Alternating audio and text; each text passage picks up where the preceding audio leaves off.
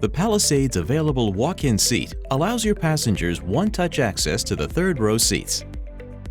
It's so simple, even a child can operate it. First, route the second-row seatbelt webbing through the rear seatbelt holder and secure the clip. Now tighten the belt webbing by pulling it up. Next, press either of the walk-in buttons on the seat. One is located on the top of the second-row seat, and the other is located on the side of the second-row seat bottom. Once pressed, the second-row seat back will fold forward, and the entire seat will move to its farthest forward position. After your passengers get in or out, slide the second-row seat to its farthest rearward position.